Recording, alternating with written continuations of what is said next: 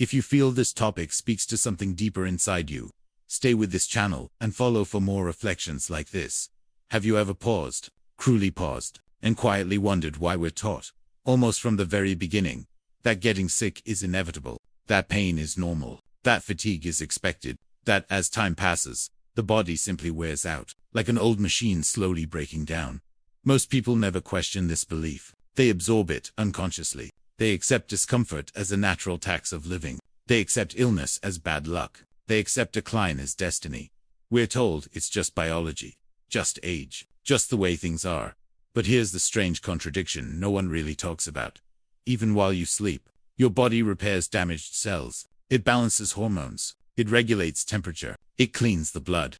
It heals wounds without asking for permission. Every single night, something inside you works quietly, tirelessly, restoring order.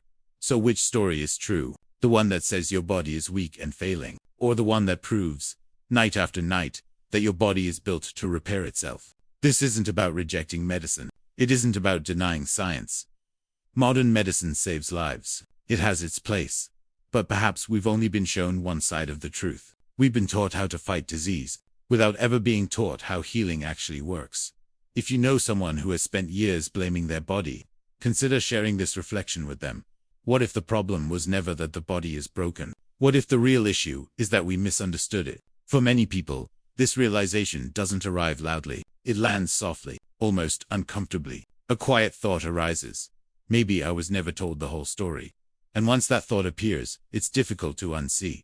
So pause with me for a moment and ask, what kind of body would ever be created if healing was never part of the design? Now look at nature, not through belief, not through doctrine, just through observation.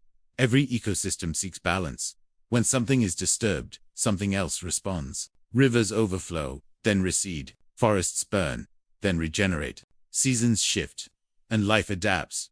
Nothing in nature exists to self-destruct. Your body follows the same principle. It is not a random collection of parts. It is a living system governed by rhythm. The heart beats in patterns. Breath moves in cycles. Sleep resets the nervous system. Cells are born, serve their purpose, and are replaced. This is not chaos. This is order. So here's a question we rarely allow ourselves to ask. Would a creator, or natural intelligence, design a body that must rely entirely on external intervention just to survive? Or would that body be designed with built-in intelligence, capable of maintaining balance when conditions are right? Many people are quietly waking up to this realization. Healing, then, is not a miracle reserved for the lucky. It is a law of operation. Illness is not punishment. It is information, a signal that something in the natural order has been disrupted. People do not suffer because they are weak. They suffer because modern life pulls them out of rhythm. Too much stress, too little rest, constant urgency, constant stimulation, constant fear. And when this continues long enough, the body doesn't rebel. It doesn't betray us. It warns us if you're ready to see your body differently. Stay connected here. This is a space for those who listen deeply. Here's the part most people miss. Healing is not a battle. It's not about forcing the body into submission. It's not about control. True healing begins with cooperation. Your body does not need to be micromanaged. It needs to be trusted. What blocks healing is rarely a lack of effort. It's constant interference. Chronic stress, fear-based thinking, rushing, ignoring signals, living in ways that contradict our biology. Your role is simpler than you think. You are not the mechanic fixing a broken machine. You are the guardian of the conditions. When you reduce noise, the body listens. When you remove pressure, the system When you stop fighting, something remarkable happens. The body begins to speak, in the language of recovery. That if this perspective brings even a small sense of peace, consider sharing it with someone who needs reassurance today. Healing rarely announces itself. It doesn't arrive dramatically. It unfolds quietly. Better sleep, steadier energy, calmer thoughts, subtle strength returning. And the more you allow it, the more consistent it becomes. Now, listen closely. Your body is always listening to you, too. Not just to what you eat, or how you move, but to what you repeatedly believe. Every thought leaves a trace. Every internal story becomes instruction. When the mind lives in constant urgency, the nervous system never truly rests. When the mind expects danger, the body prepares for survival. When the mind believes something is wrong with me, the body responds accordingly. This is not imagination. This is biology responding to perception. The body doesn't clearly distinguish between a real threat and a perceived one. A response to signals, and thought, is one of the strongest signals we generate. So when someone lives for years in worry, self-criticism, or fear of decline, the body adapts to that environment, not because it wants to suffer, but because it's trying to protect. The problem is not that the body overreacts. The problem is that the mind rarely notices the message it keeps sending. Awareness is the first interruption. The moment you notice a thought without obeying it, the pattern loosens. The moment you pause instead of reacting, the nervous system receives a new signal. It's safe to soften.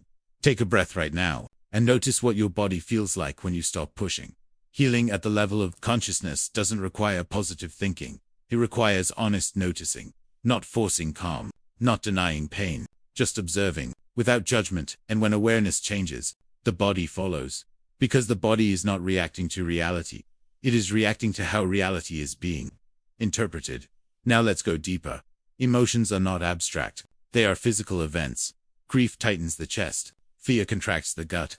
Anger hardens the jaw. Unexpressed sadness weighs down the body like gravity. When emotions are welcomed, they move through. When they are suppressed, they settle. The body remembers what the mind tries to forget. Many symptoms are not failures. They are storage.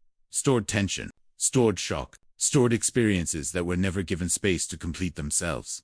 This doesn't mean emotions cause illness in a simplistic way. It means the body participates in holding what was never released. We often ask, what's wrong with my body? But a deeper question is, what has my body been carrying alone? If you feel seen by this, you are not alone. Healing emotionally is not about endlessly revisiting the past. It's about allowing the present moment to become safe enough for release. Tears that finally come. Breath that deepens. Muscles that soften without effort. These are not weaknesses. They are signs of thawing. And when emotional weight lifts, the body no longer needs to shout. Sometimes symptoms fade, not because something was fixed, but because something was finally felt. And now, the deepest layer. At its core, healing is not about control. It is about remembrance. Remembering that you are not separate from life, not at war with your body, not a problem to be solved. Whether you call it spirit, soul, or presence, there is an intelligence beneath the surface that knows how to restore balance. When trust returns, the body relaxes. When meaning returns, the system stabilizes. When you stop seeing yourself as broken, the body stops defending against that belief. Spiritual healing is not mystical. It is relational. It is the relationship you have with your own existence. A body that feels safe heals differently than a body under constant self-surveillance. This brings a sense of calm. Let it stay with you. You don't need to understand it fully. Healing does not demand effort. It responds to alignment. Alignment between mind and body, between pace and nature, between how you live and what you truly need. And when that alignment deepens, healing becomes less of an event and more of a way of being. Body was never your enemy. It has been your messenger all along. Healing doesn't begin when you add more. It begins when you stop fighting what was divinely designed. Follow this channel and walk this healing path slowly together.